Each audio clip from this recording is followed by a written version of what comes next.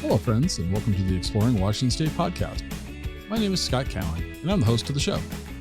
Each episode, I have a conversation with an interesting guest who is living in or from Washington State. These are casual conversations with real and interesting people. I think you're going to like the show. So let's jump right in with today's guest. All right. My guest today, let's just jump right in. Jennifer Comfort is a crazy person. I'm just going to put it out there. Jennifer and I are going to talk about that's just how it's going to be, Jennifer. I warned you. Here's the thing, folks. That's the best intro I've ever heard. Yeah, Jennifer is going to be participating in the Ironman 70.3 in Tri Cities in September. And if that's not enough, she's also a coach to coach people to do these types of things. Jennifer, look at me. I struggle to get off the couch. You're about to go and participate in this half Ironman event. And I call you crazy, but at the same time, I'm very, very envious. So first off, long intro. Welcome to the show. Thank you so much for having me. And some days I struggle to get off the couch too. I bet you my streak of days struggling is far longer than your streak of days struggling. So I was approached by Visit Tri Cities to talk about this, and I've talked to Kevin, and his episode will probably come out after yours, but I've already talked to him, so I have kind of the Tri Cities, the community's view of it, how it's a positive impact for the Tri Cities region and all of this. And I wanted to talk to a participant because honestly, I do think it's kind of like crazy that people push themselves to do this type of endurance activity.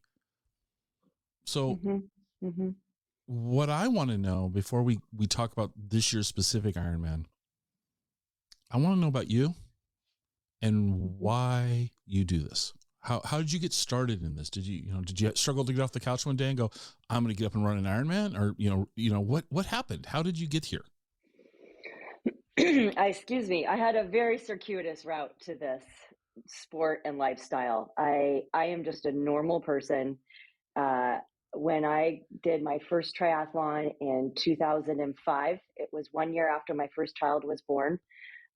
I was going to the gym just to try to stay healthy, just do some little exercise here and there. Nothing crazy, maybe an hour a day or whatever, just normal-ish. And a friend there said, hey, you should try this local triathlon in a couple months here in Tri Cities. And I'm like, I don't even know what triathlon is. I don't know what you're talking about.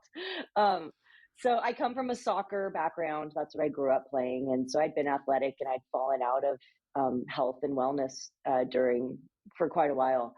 So as I'm regaining my health after my first child, and I didn't even know what a triathlon was. So, do some research, do a little bit of training, but really I just kind of showed up and did it. I doggy paddled. I never stuck my face in the river. I was terrible. Luckily, there was a current to get me to the finish of the swim.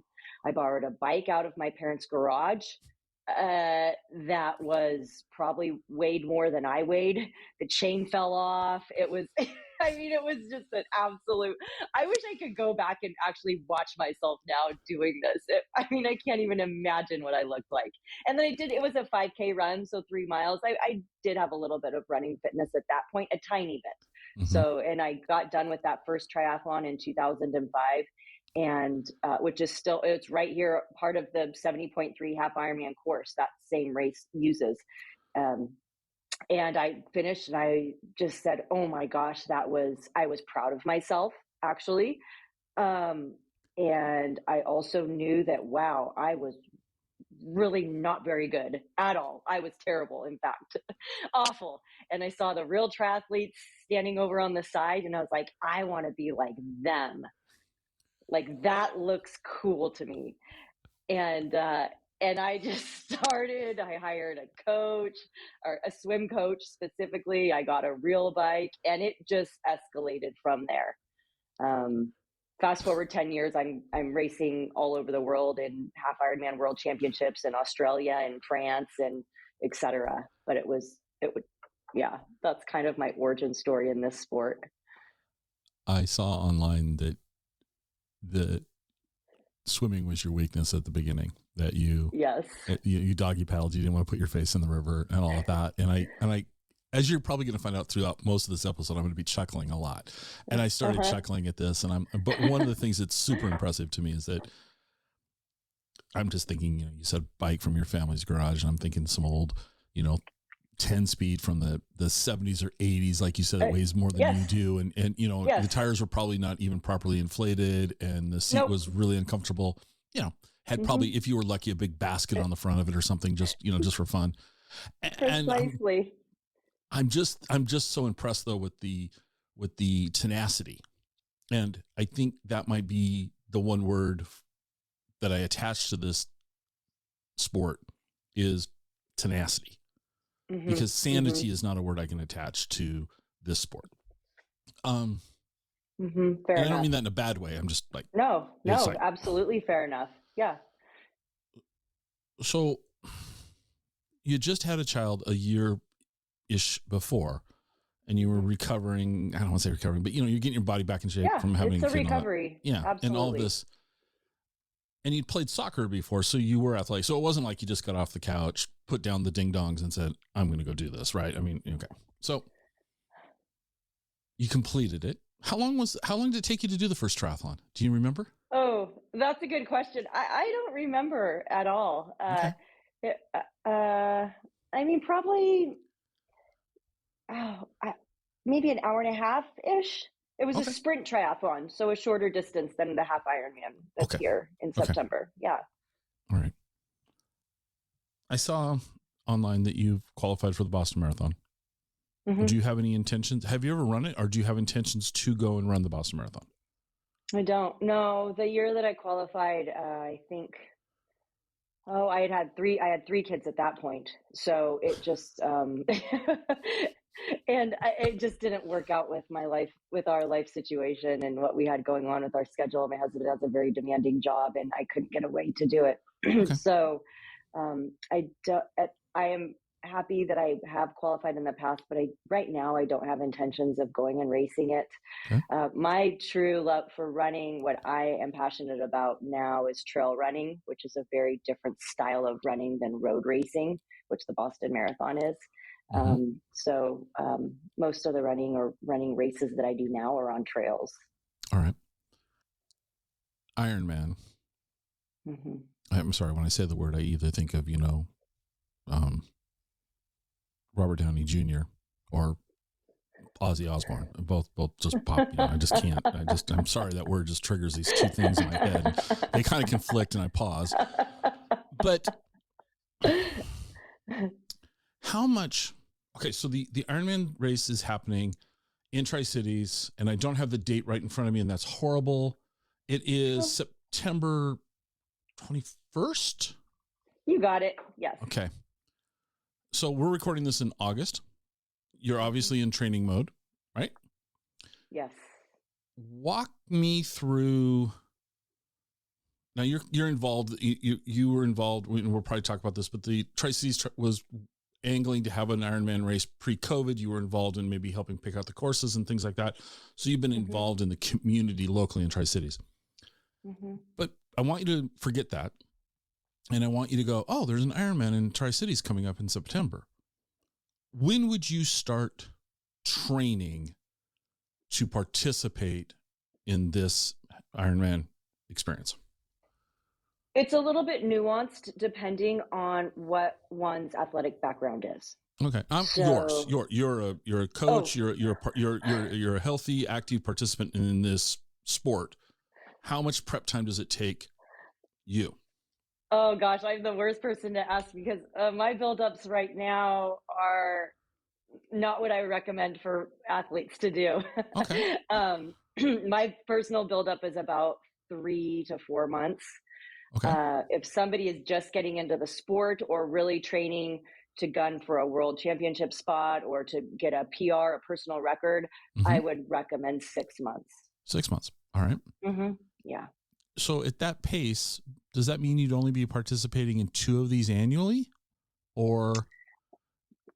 It depends. I mean, this distance is demanding, and most athletes and all my athletes, I recommend doing shorter races to prep for this one. Okay. Because every single time we race, we learn something, myself included, after 20 years in the sport. So in triathlon, there's 4 different distances Okay. in triathlon. So each one is a swim, a bike, and a run. But within that, there's a sprint, an Olympic, a half Ironman, which we're having in September, and then a full Ironman. Mm-hmm. So building up to that half Ironman, doing a sprint or an Olympic or maybe a couple of both throughout those 6 months is really helpful. Okay. Have you ever completed a full Ironman? Have you participated and completed a full Ironman? I've done 3, yes. You've done 3. Wow. I've got so many. I mean, there's so many questions here, but I guess I'll ask this question. So you've completed 3 full Ironman. Yes. What's the recovery like after that? It takes a while. Yes, a full recovery. I mean, it's at least one. Well, I did mow the lawn the day after, but that was, and wearing my medal. I love it. I love that. Okay. It was an active recovery, I guess. It actually was good for my legs, but Okay. recovery from a full. I mean, at least for my athletes, 2 weeks unstructured training. Okay. Or I say no training, exercise. If somebody wants to go on a walk or say, hey, getting in a pool just really sounds good to my body today. I don't discourage that for 2 weeks, but it can't be structured training. I don't program that Okay. for 2 weeks, or somebody, yoga or walking, always encouraged. And then weeks 3 and 4, depending on what an athlete or myself, if I was racing, has in the future, then we can maybe gradually start building up, very, very gradually. But I mean, physiologically speaking, I don't know the science off the top of my head, but it's at least a month, maybe probably more. Wow. Okay. So you're not like running an Ironman this weekend and then turning around and going to Boise the following weekend and doing another one. And that, it's not like you really have to pick and choose the course. I mean, I'm sure there's some people out there that probably are doing this, but from a health and safety and sanity standpoint, you pick and choose. We're going to do this in September. Mm-hmm. That might be it for the year, if you will, unless we're going someplace. Well, yeah, generally speaking, I do have like one athlete of mine, for example. This is a very extreme example. He did a DECA, which is 10 Ironmans in a row. And I was there helping crew him and coach him throughout those 11 days that it took. He raced for 11 days straight, 10 full Ironmans. And there's other people doing it too, not just my athlete. So that was 24 miles of swimming, 1,120 miles on the bike, and then 262 miles running, all at once. Did he mow the lawn the next day? No, he's a power lifter now. That was last year, and he's still taking a break from endurance a year later. That was last September. So it's been about a year recovery. So this 10 days, was it the same course 10 times, or did you go? So there was 2 different structures. There were some people in this race doing 1 Ironman per day. So do a full Ironman, sleep, wake up, do another Ironman, sleep, wake up for 10 days straight. Or there was a continuous, and that's what my athlete did. So he did all of his swim, 24 miles at one time. That was 17 hours in a lake. And then went on to do over 1,000 miles on the bike, and then went on to do 10 marathons. So we did all the swim, all the bike, all the run. And then we worked in sleep throughout those 11 days too, of course. Wow. Yeah. Even for even for his support team, that's a grueling and exhausting pace. I flew home, and 2 days later did the 70.3 last year. It was, there were times where that event, as a support person, it was probably, as a coach, the most rewarding thing I have ever done, and the most exhausting. I mean, literally there were times I was crying during those 2 weeks. just out of pure exhaustion. Yeah. But at the same time, it was so powerful witnessing what my athlete was doing and going through and helping him. Everything I did was just to keep him going, from feeding to foot care to bike maintenance to everything. It was just an opportunity to be completely present, and it was beautiful and Wow. grueling, absolutely grueling. Yeah. So you bring up a couple of things that have been rattling around in my head. In foot care wasn't one of them, but that's actually, now that you say it, it seems so glaringly obvious. But I have a 300-page book on it. you have a 300-page book on foot care. Oh my gosh. Okay. Let's go back to last year's Ironman in Tri Cities for you. Yes. How does one stay fueled during this type of an event? What is it? How do you, I've seen people, you see videos of people running and somebody hands them a water bottle or something. And, you're obviously not packing this around with you, but how do you keep your body from crashing? Yes. During an Ironman? Huge. It's such a good question. And it's hugely important, because you can be the fittest athlete in the whole world, but if you're not fueling the engine, you're out of gas. Right. So I was just talking with an athlete earlier today about this, in fact, because each athlete's a little bit different. For me personally, and for most athletes, you eat a breakfast however many hours before the race that you need to digest that. You have some extra carbs, but nothing out of the ordinary. That's the rule for race day. So if you eat oatmeal every day, then you eat oatmeal on race day. If you like a bagel with peanut butter, you eat a bagel with peanut butter.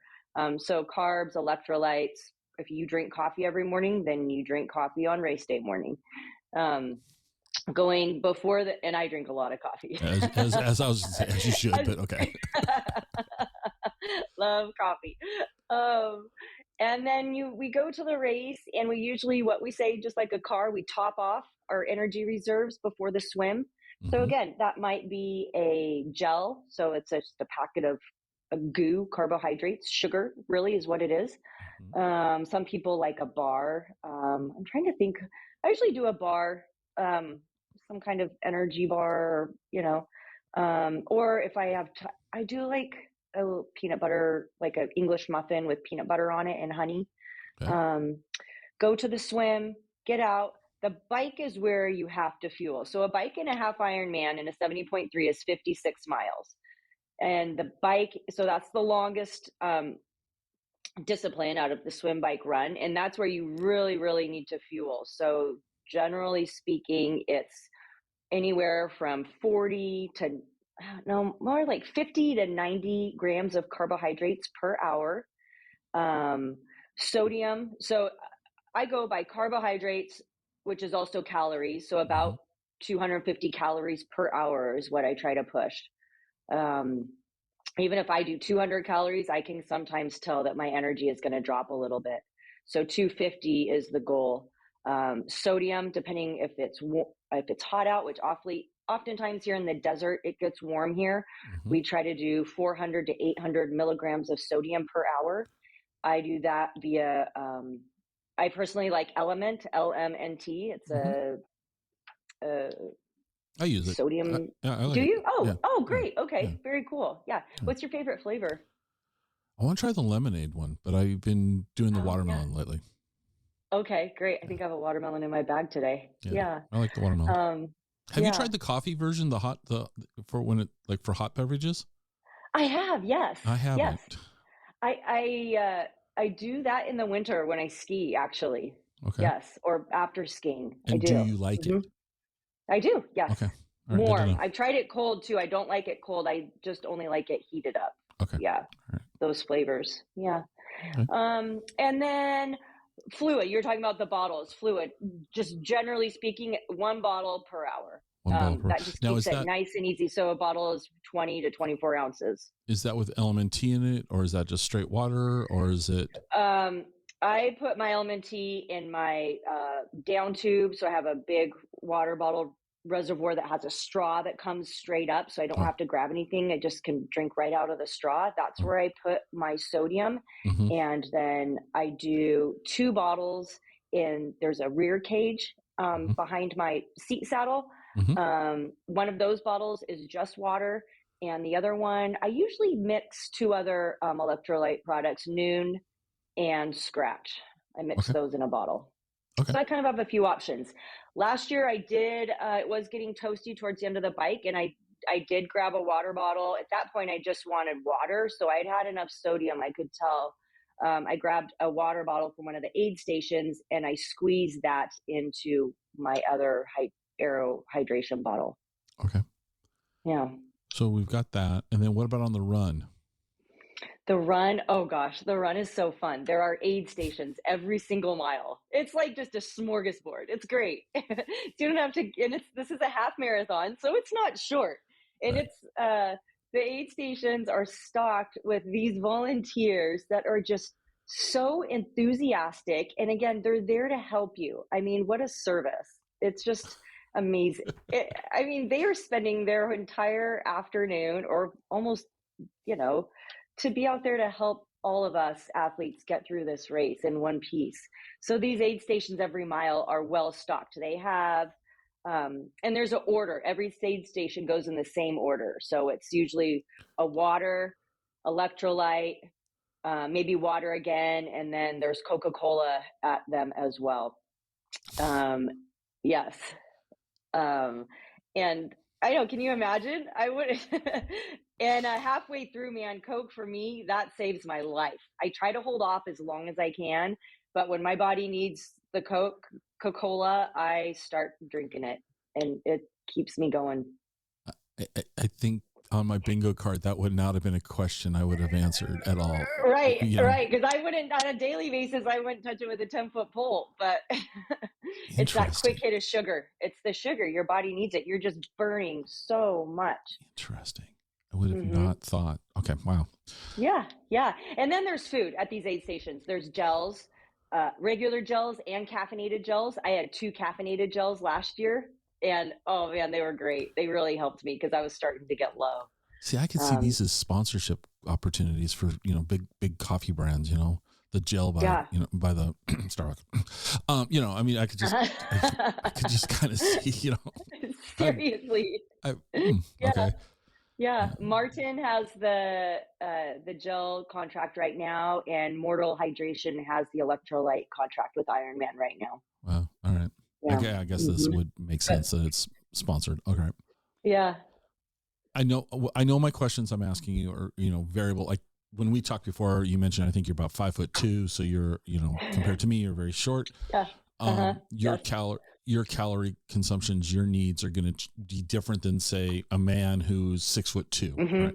So Absolutely. when I ask the questions, I'm really just asking you for yours, and everyone else, your mileage may vary. About how many calories do you think do you burn during an Ironman? Oh gosh, I could look it up from my watch data. I don't know. I usually do look it up afterwards. It's in the thousands.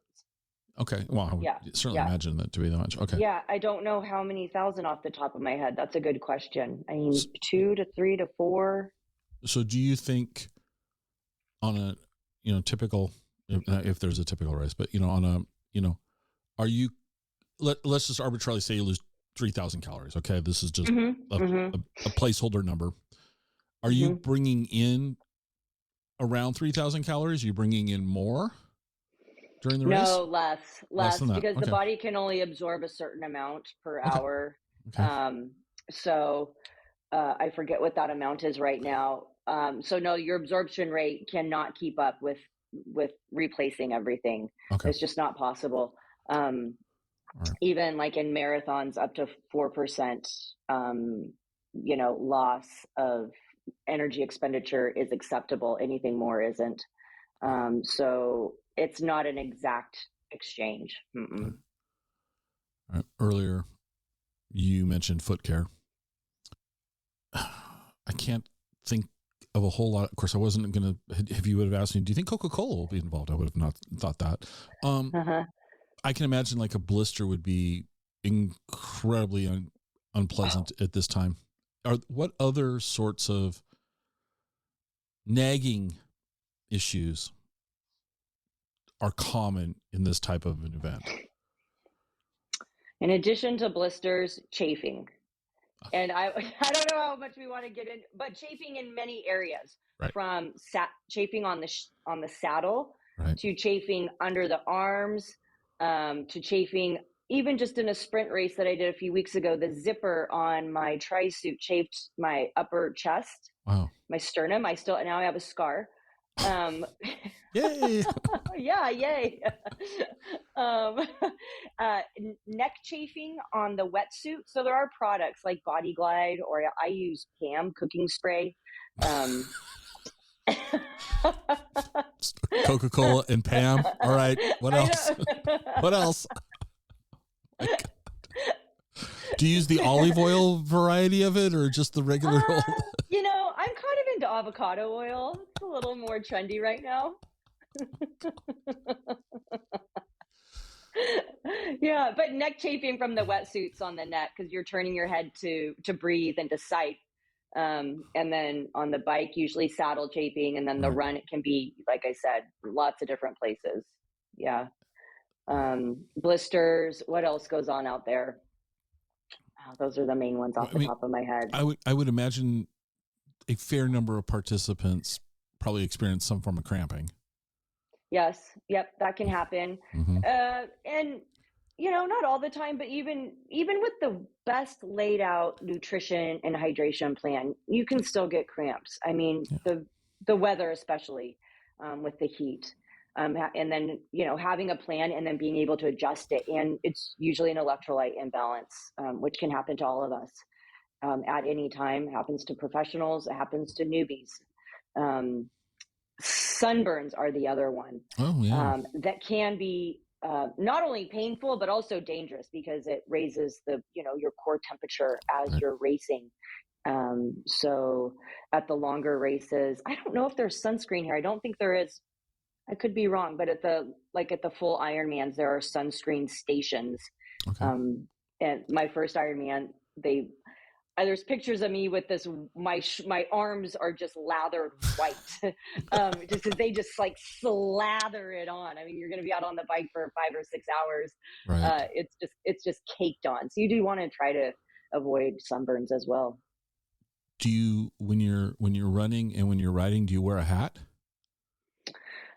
So riding, you have to wear a helmet the whole time. Yep. Okay. And and that helmet has to be closed tightly around your chin before you even unrack your bike. Okay. You cannot even touch your bike until your helmet's on. And conversely, when you're coming in off the bike and transitioning to the run, what we call transition 2, you have to rack your bike and then take your helmet off. It's just a safety precaution. Interesting. And then my helmet specifically has a visor built in, so for sun protection, and wind protection too, because your eyes can get dried out easily riding. And then on the run, I prefer to wear a hat all the time. Okay. First of all, my hair is a hot mess. Not that I care, but I mean, there are race photographers out there. No, it's really for sun protection. And and also, if I get into some kind of weird zone and I need to, I don't know, there's usually a point in the race where I rally cap it. So I turn it around backwards. Gotcha. And I don't know, that just kind of changes the vibe a little bit for me. Okay, I want you to think back to September last year here at Tri Cities. You completed the race. What did you do in the next couple hours after you were done with the race? What does post-race look like for thousands of you? I mean, there's what is it going to be like? What, 3,000 participants again? Almost, yeah. We're at right now, as of today, we're at 2,200. Okay. And yeah, so almost, about 2,500. Yeah. Okay, 2,500 people. 2,500. Dare I say, crazy people. What happens right after you complete? Well, first I cry. Okay. It's just that emotional release, for so many reasons. And it's, they're tears of just utter, unadulterated joy Mm-hmm. for me. Everything that I've gone through, every race is a little bit different, but it's usually joy, it's gratitude, it's thank God I'm done. I'm freaking tired. Um, I'm like, I'm, I'm like bent over on my knees. Um, I'm tired, man. I am tired. Gee, I wonder why. And so are the other over 2,500 athletes. So after kind of that uh, release of emotion, and Mm-hmm. there's such, and that's another reason I keep racing out of 20 years, after 20 years, like that just deep sense of emotion is a place that I like to get to. And it takes a lot of pain and suffering to get to that. And I'm willing to do that. Okay. And then afterwards, at least the race here, I have just so many friends and family. And then I'm just so, so, so happy. Okay. Like, I see all the other athletes. I walk around. I go say hi to people. I go over to the food. There's a food tent. I go get some. I don't know if I actually ate last year afterwards, but if there's sometimes, I don't know. I feel like I did, but I can't remember what it was. But then I'll get some water. Oh no, I'll usually go get another Coca-Cola, or at that point a Sprite. That's right. Um, Okay. All right. yeah, to settle my stomach a little bit. And then I just kind of walk around and see, and just like everybody, all the athletes are going through their own journey, Mm-hmm. and everybody is storytelling. And something I've learned over the years, I really honestly just make a point to listen.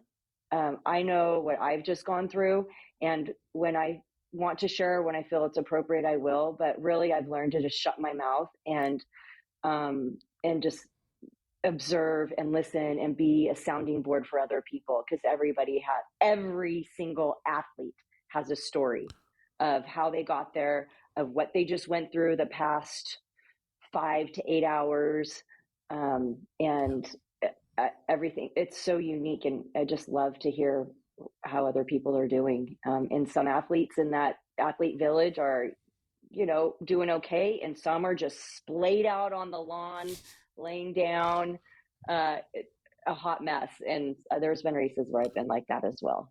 Right. Okay. See, I thought you were going to say, I run to IHOP or something and carbo load. I don't. Yeah. Well, then I do go back and shower, and then I go out and have a spicy margarita. A spicy margarita. Okay, so that's what I did last year. That's we start recovery with the spicy margarita. All right. Yep, and it tastes so good. Awesome. And putting you on the spot, where did you have the spicy margarita last year?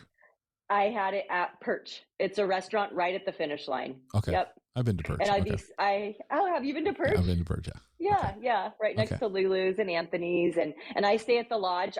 Even though I live here locally in Tri Cities, mm-hmm. I stay at the Lodge Hotel just because it's easy. It's right there.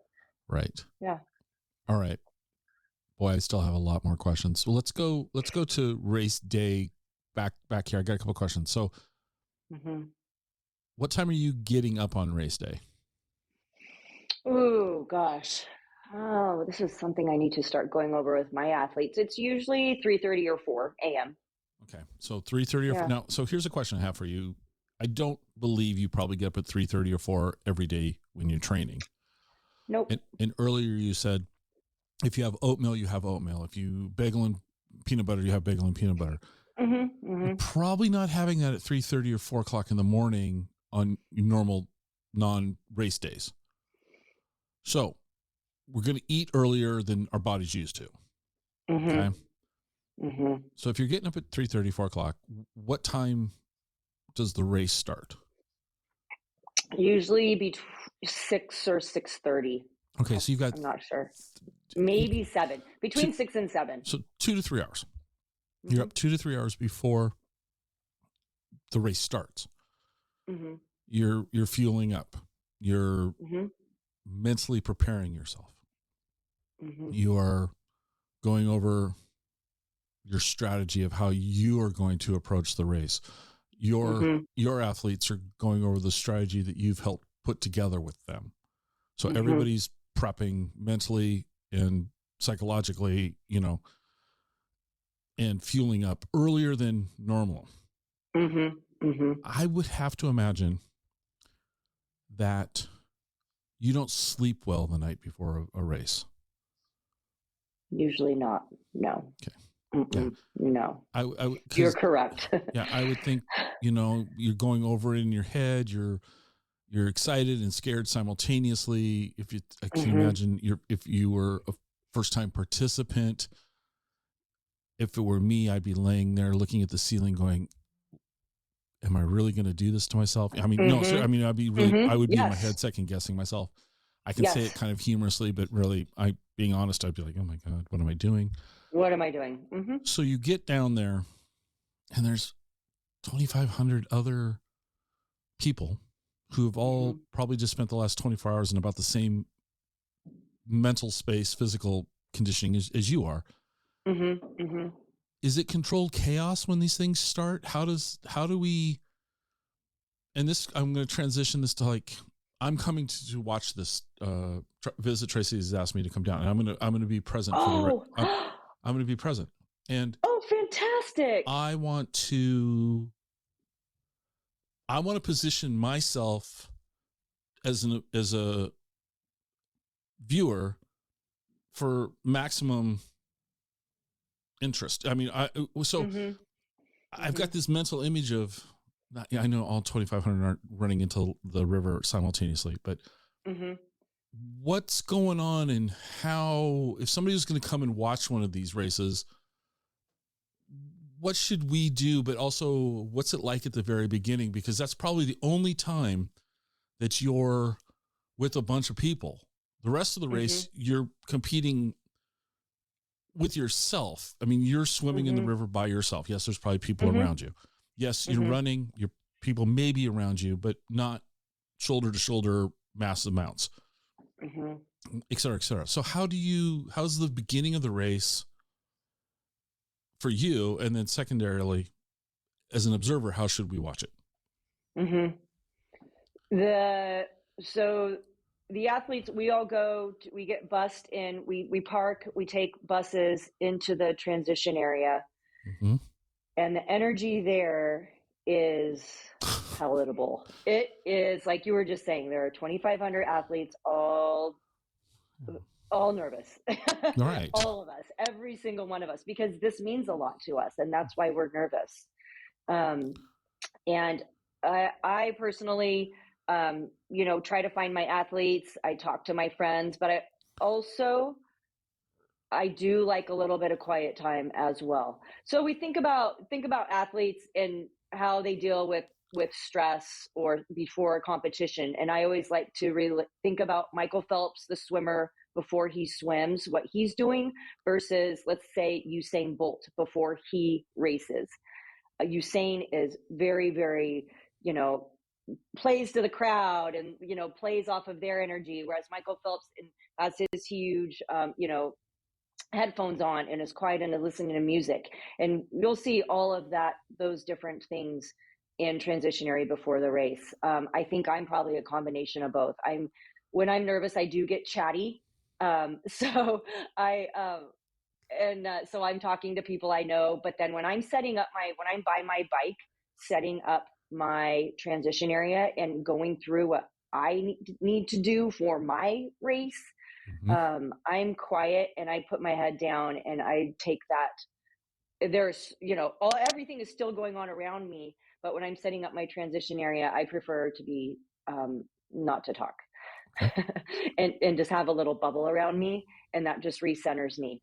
And then for this specific race, we walk from transition up to the swim start. I've never been to a race in 20 years where we do that, except for some local ones that are shorter. But so we walk on the path. And again, last year, and it's just beautiful, usually in the morning. So we're walking up and lots of people are talking, but there's also some quietness as well. And I really like that time to recenter. And myself, again, I did both on the walk up. I chatted with friends. I ran into my cousin. So of course I'm going to talk with her. And hey, cuz. Yeah. Hey, cuz, what's up, man? Literally. and then I'll have athletes around. But then again, I think there's, for me personally, a time and place where I just kind of like to have some silence and just kind of just really take it all in and just center, the headspace before the day begins. Going back to as a spectator, though, I think maybe I think being in transition, it would be interesting to observe what all the athletes are doing pre-race and just to feel that energy. Mm-hmm. And then being at the swim start as well, as we're in the corral waiting for our chance to get into the water and just start the day. I think, and the sun is coming up, and last year the weather was it was spectacular. It was absolutely beautiful. Hopefully it'll be like that this year again. And so I would highly recommend, if you're here to spectate, to get to the swim start. Again, it's early for the spectators too, right? I mean, you have to get up, you have to park, you have to walk down there, and you have to navigate crowds because there's a lot of people there, and we do, and it's a really, really fun environment. The national anthem is played, and so that swim start it's a great atmosphere. All right. Do we have a starting horn? Do we have? Do they? Yes. Okay, there's a starting horn.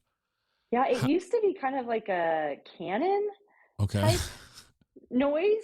Right. I forget what they use now, though. I don't know, but it's loud. About how many people do they let into the water at the same time? I think if my memory serves correctly, 4. 4. 4 at a time, and I don't know how many seconds in between. It's between 5 and 7 seconds in between each. Back in the day, even when I did my full Ironmans, it was 3,000 people in the water at once. Wow. It was something. And so these, what we call rolling starts, are a product of COVID. And that's where these rolling starts started, and they've just continued, and they're a lot safer, to be honest. Way safer. Arms and legs getting tangled up and in a competitive environment. Yeah, nothing could go wrong there. Yeah, and we still get tangled up. Even full time every 5 seconds, you're still dealing with traffic and human traffic in the water for sure. Right. Okay. Yeah. And then do you begin to space yourselves out? Stronger swimmers are going to be faster, weaker swimmers are going to be slower. No matter if I'm a very weak swimmer and I start 2 minutes ahead of you, you're going to catch me. You're going to have to get around me, type, all that stuff. All right. Mm-hmm. You get out of the river. What happens? You're in a wetsuit. You're not going to do phase this. You're not going to the bike. You're not doing the bike in the wetsuit. I mean, talk about chafing. No. Yeah. Unless you're Boise. About 10 or 15 years ago, a race in Boise, it was so cold, most athletes chose to bike in their wetsuits. Anyway, wow. That was a long time ago. Wow. Yeah. Okay. There's wetsuit strippers so you sit down on your butt, put your legs in the air. So as you get out of the water, you take your wetsuit down to your waist. Uh-huh. And then, one more thing that I've never seen at a race either that we had last year, and I need to double check we'll have this year. There was a band playing on the dock, live music as we got out of the water. That's cool. It was one of the coolest things I've ever experienced on a swim exit, and for the spectators too. That must have been fun. Anyway, you get out of the water. As you're getting out, obviously you take your goggles and cap off first. I usually just put them in my mouth or in my hand, and then strip the wetsuit down to the waist, and then you get to the wonderful, generous volunteers on the side. You sit on your butt, stick your feet in the air, and they just rip it off your body in 2 seconds. Done. Gone. And then you go to the bike. And then, yes. And then you have your tri suit underneath, and then you take your wetsuit, you run with it to your bike, and you. Okay. So you run with your wetsuit to the bike, and then you leave the wetsuit where your bike was. Correct. Because I was asking, you got 2,500 wetsuits laying around on the shore here. Yeah. So you take it to where your bike is. All right. You jump on your bike. Mm-hmm. Mm-hmm. You're putting on bike shoes, right? You're not. Yes. Okay. Yep. You're putting on bike shoes. I would say most people, 99% of the people, you have bike shoes where you clip into your Yep. pedals. Mm-hmm. Mm-hmm. Yeah. So you're getting geared up, getting on the bike, and you're going. So for you, Mm-hmm. what time are you aiming for on that transition? Ooh, as quick as possible. Right. But what does that Yeah. look like? NASCAR, they can change tires on a car in 3 seconds. It's insane to me. So, Right. you're kind of at the luck of the draw, whether there's a volunteer there to help you get the wetsuit off in 2 seconds, or if they help 3 other people before they help you. Mm-hmm. But Mm-hmm. what do you aim for? What's a reasonable amount of time here? Again, for this race specifically, because every race, the Yeah. transition is going to be a little bit different. Some have a really long run from the water to up to your bike. For this race specifically, I don't know my time from last year, to be honest. I'd have to look it up, but I would imagine I should be no more than 3 minutes. No more than 3 minutes. Okay. So it's kind of a little bit of a break. I'm making air quotes quietly here below. Sure. Below Yeah. the camera. Yeah. 3 minutes. And then you're on the bike. Uh-huh. But you said you could look up your times from last year. So how are they measuring the times? How do you get in the water? Mm-hmm. It's not like we all have individual stopwatches. So how are they measuring? How do they track the participants' pace? We have a timing chip that we Velcro around our ankle. Oh. So we have a GPS tracker on our ankle, which spectators also have access to on the app. So if you're spectating, you want to download the Ironman app, and you can punch in, say I'm athlete 123, you punch in 123, and that GPS tracker on my ankle, you can actually see me the entire race. There's a map, and you can see where I'm at on the bike course, on the run course. Oh. It's pretty slick, actually. That's really cool. So that tracker then, because it's on your ankle, mm-hmm. you get all that data when you're done. Oh, yes, absolutely. I was in the water for X minutes and 29 mm-hmm. seconds. It took me 3 minutes mm-hmm. and 4 seconds to get on the bike. Mm-hmm. Wow. Mm-hmm. Okay. Yep. And then us athletes will data dork over that for the next year, straight. If I only shaved off 3 seconds in that transition. Okay. Oh, yes. Yeah. No, I could believe it. It wouldn't be good for my health if I'd stress on the data. Okay. Yeah. Wow. All right. That's how they do it. Because I was wondering how do you keep track of data of 2,500 people? Yeah. And it's also for safety too, and if somebody's GPS tracker stops, then, it also indicates to family and friends and to the officials, hey, we need to go check out what's going on. So is there a crew of people that are monitoring? I can imagine a giant data center where they're all sitting there looking at screens with 2,500 little different GPS, little. Yeah. I'm not sure exactly behind the scenes what Ironman does on race day to track, but I'm sure they have a whole tech crew. I bet. Mm-hmm. Yeah. Okay. Yeah. So you're suggesting that the transition area is a good place to watch. Now, when you're out biking, I know there's people out there watching, but I'm probably not going to go get in my car and drive 5-6 miles out of town to watch bicyclists go past me. Sure. So as a spectator, it might get a little dull there at the river. Mm-hmm. Mm-hmm. I guess I'll track you on your GPS and just watch, just watch your little icon go beep, beep, beep. Okay. And then, okay. So last year, I know I'm asking a lot of like specific questions, but do you know last year what the fastest finisher's time was approximately? I don't off the top of my head. No. Ballpark. But it's in the 4s. 4 hour range. 4 hours and 4 and change. And what was your time? 5 in the 5:20s. 5:20s. Okay. Mm-hmm. Mm-hmm. And I think I might have asked you this when we were on the phone, but Do you remember what was it? What was the slow? There was some, and I don't mean this. I mean this as a testament to not giving up. How long did somebody take? It was quite a long time. Well, the cutoff is 8:30, I believe. Okay. 8 hours to 8:30, and so, Wow. yeah. So there are people, and that's another thing as a spectator. If you're interested in seeing something really powerful, is to come back and watch the ladder finishers. Right. They're the ones that have been out there for 7, 8 hours, and they are the most inspirational individuals, and they've been struggling and overcoming a lot. It's very powerful to watch them and to cheer them in. Yeah. It's I highly recommend coming at the end as well. No, And it's yeah. Yeah. No shade to a professional athlete who just set their personal record.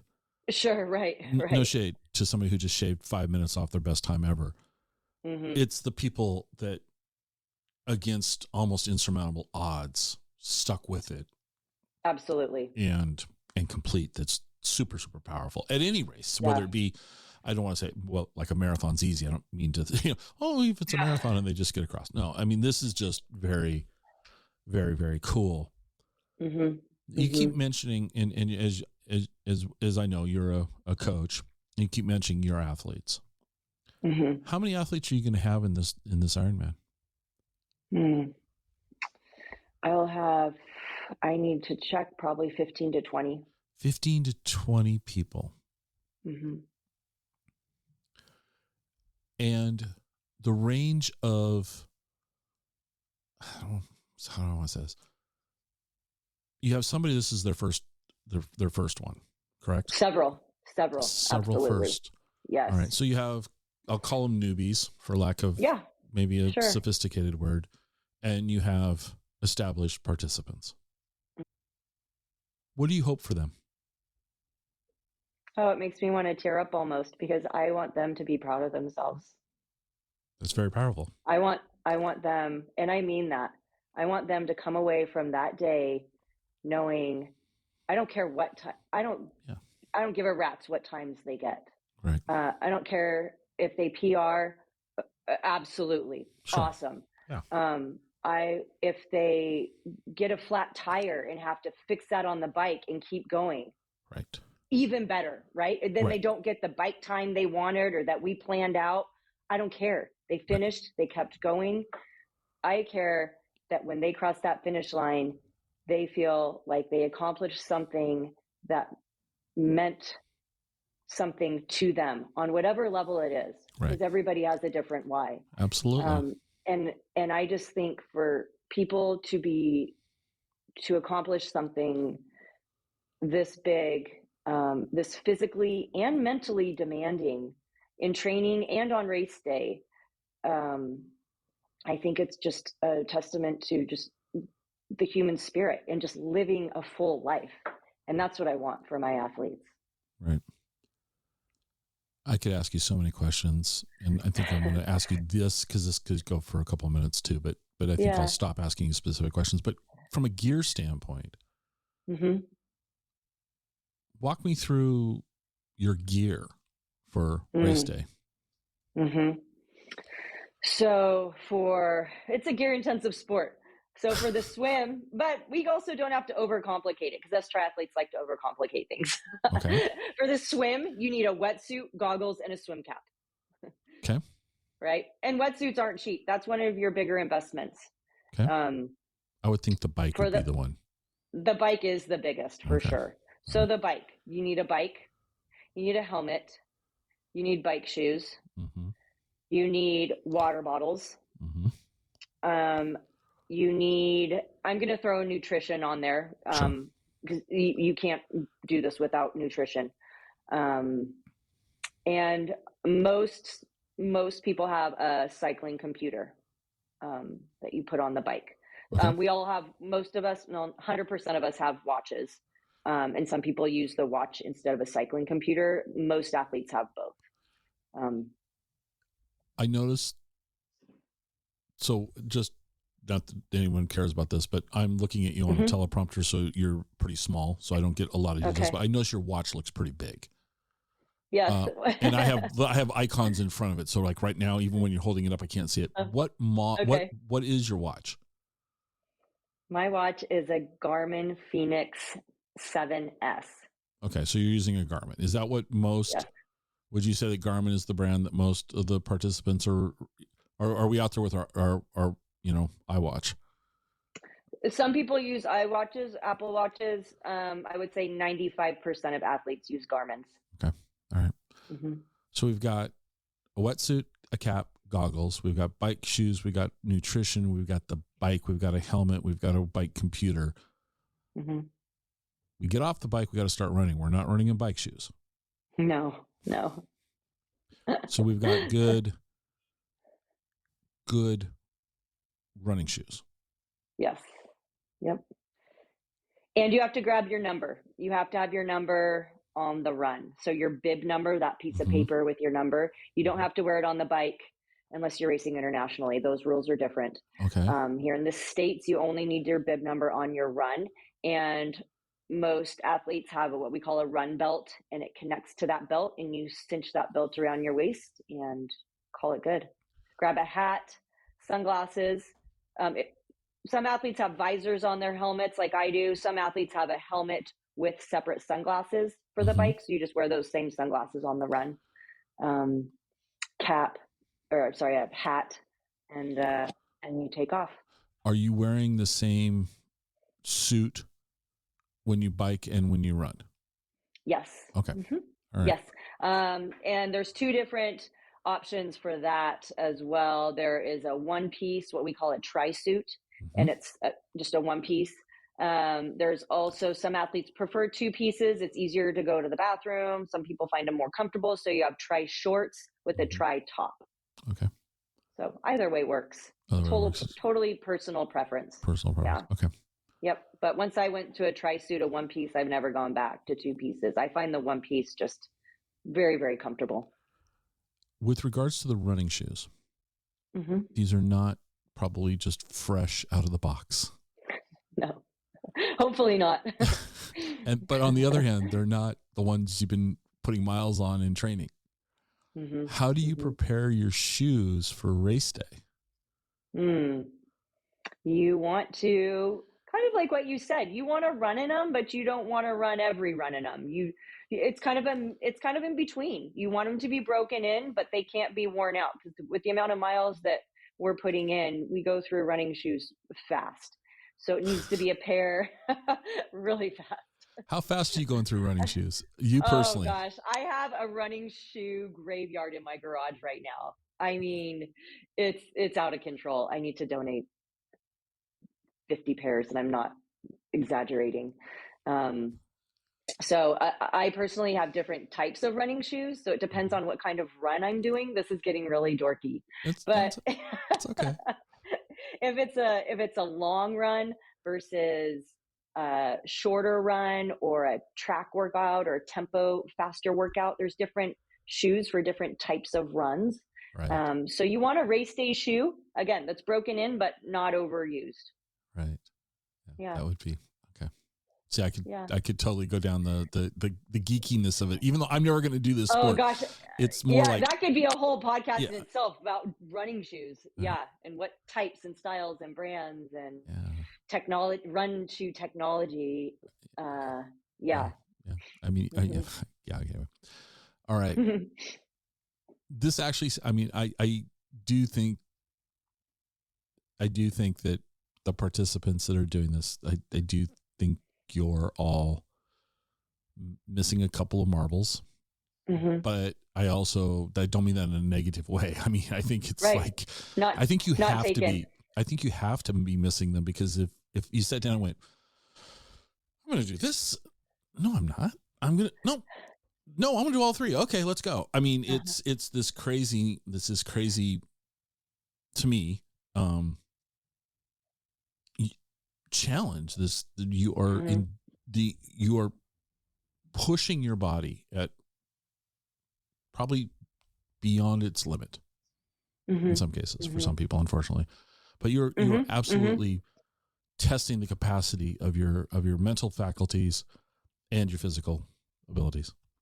Mm-hmm. So when you're not doing that and you're hanging out in Tri Cities, what do you like to do for fun? Um, I like to, I'm pretty normal. I like to hang out with my friends.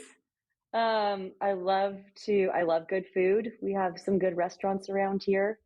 Well, Um, let's name drop oh, okay. because I'm going to be down there Um, in September. I need suggestions. Come on.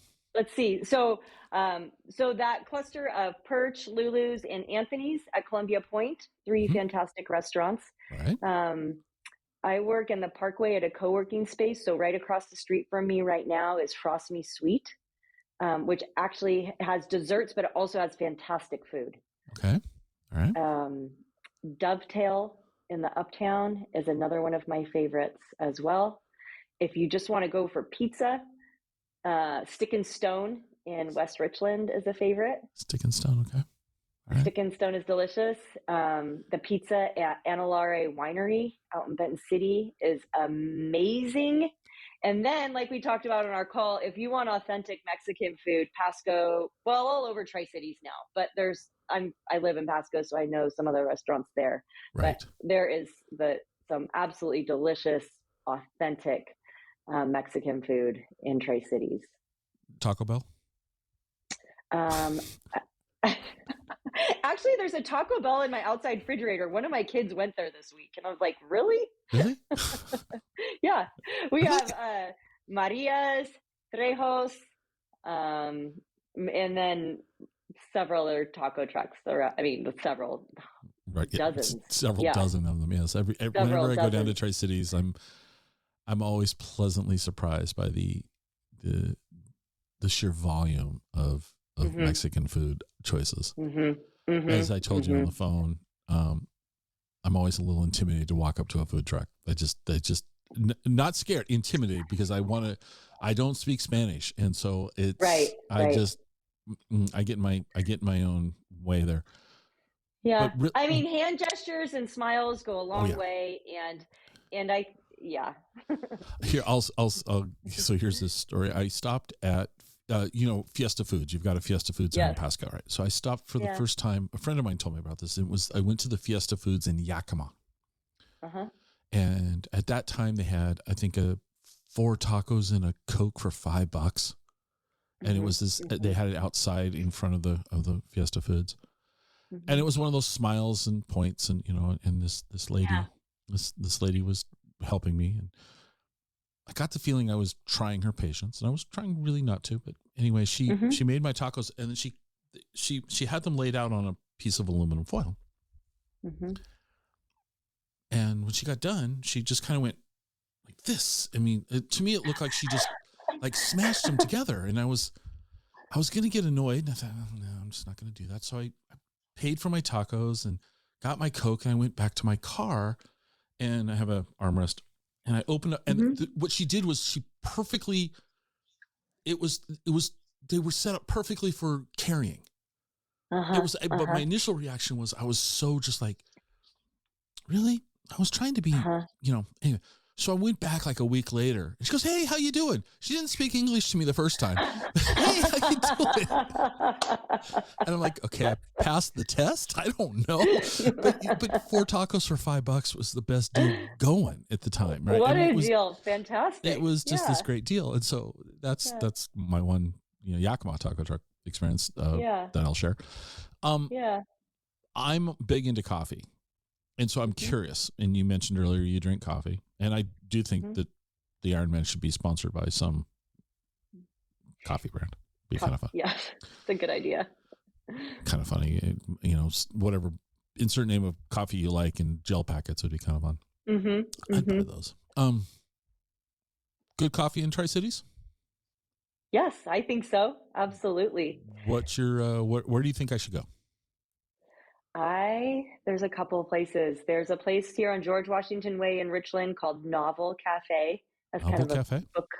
book literary vibe to it that I Got it. like. Um, Cafe Conarte Yep. in Pasco, Been there. downtown Pasco. Yep. Wonderful. Yeah. Um, I like that let's place. see. Ethos here in the Parkway has some good coffee in Okay. Richland. Um, Those are a few of my favorites. So what's your coffee drink when you go into these places? Do you have a tried and true, or do you? Yes. What? Well, I'm not that exciting. I am. It depends on the weather, but right now in the summer, I'm an iced Americano with a splash of soy or almond milk. Okay. What What's about your drink? go-to? You know, I'm even more boring than you are, really, in the sense I just like I have nothing against a coffee drink like a latte or a cappuccino or something. Lately I've been drinking cortados. I've been somebody recommended those, and I found those to be quite good. I normally just get a pour over. Yeah, love it. I'm just solid, just good coffee. I want good coffee versus mediocre coffee with a lot of sweet to it. That doesn't work for me. I love cold brew coffee. Good cold brew coffee is great year round. But yeah, that's kind of my thing right now. Is cortados are probably the one thing. I did have. I will share this. I went to Bellingham for the weekend a couple weeks ago, and I went to 11 coffee shops in 2 days. Whoa! Yeah, which was somebody has to work hard. And in 2 of these shops, so my goal was, I'd order the same thing, and that'd be kind of boring because I'm writing an article on it, right? Nobody wants to go, oh, he had pour over 12 times. Who cares? I had 2 experiences I'll just share really quick in this. Maybe it'll encourage you sometime when you go coffee. So I went to this one place, and I was talking to the 2 baristas, and I was asking them what the most popular drinks were and all that. And I asked one of them, I said, so what are you drinking these days? What, like today, what would you have? She goes, oh, I never heard of this, a cold brew latte style. I'm like, and I'd have it with cardamom and lavender. And my initial reaction was to kind of, I said, you know what? I would never order that, but I'm going to order that today. It was great. So lesson learned, try things. So then I went to Bellingham, as this well-known coffee shop named Camber. Camber. I'm going to Bellingham tomorrow, so I'm going to take note. Camber, I can give you lots of places. Bellingham is a great coffee scene. Hard to go wrong here. And Camber is one of those ones, though, that kind of has the national reputation. Okay. And I had to wait in a line outside the door and get up there. And I was just going to order a pour over. And I get there, and their specialty drink was a cherry cola cold brew. And I said I would never order that, but I'm going to just have that. And I'll leave it at this. That may be the single best beverage I've ever had in my life. It was, I wouldn't want a lot of them. Okay. This wouldn't be my daily drink, but it was warm. It was cold brew with homemade cherry cola syrup and cherry cola infused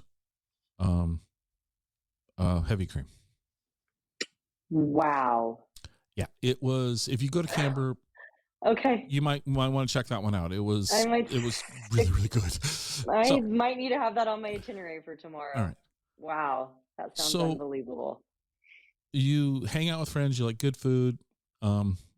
You're a trail runner. All these things. You do all the things. I like to read. I like to bake. I'm just normal. I like to paddleboard. Yeah. Okay. All right.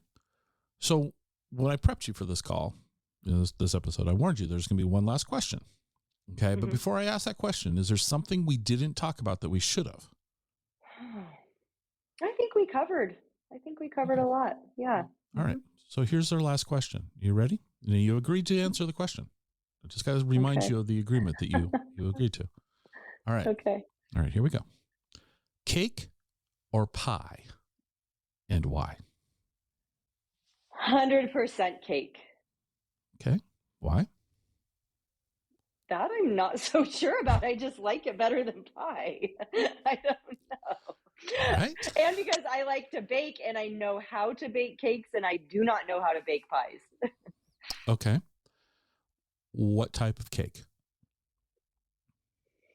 All of the above. All of the above. Okay, let's go the opposite. Let's go the opposite way. Is there one you don't care for? No. No. No. I will take chocolate, white cake, confetti cake, spice cake. Okay. Yeah, I don't All think right. there's one I don't like. But now I do wonder how much of it's the cake and versus the frosting. 'Cause All right. the yeah, maybe both. Yeah. Okay. Well, Jennifer, I wish you a lot of luck in the upcoming race. Or, well, we don't call it a race, but you're racing yourself. Do you have a time you're hoping to get? No? Okay. Nope. I'm good with I'm gonna go process over outcome on this one. Okay. So, Are you going to try anything? Do you have anything different you're going to try this time? You're going to run backwards maybe? Or, I don't know. no, I don't think so. I'm just just like all the other athletes right now, just dialing in my nutrition because that changes year by year. So, but Mhm. I don't think I've changed much from last year, but just trying to figure out what's tasting good on the bike, especially. Okay.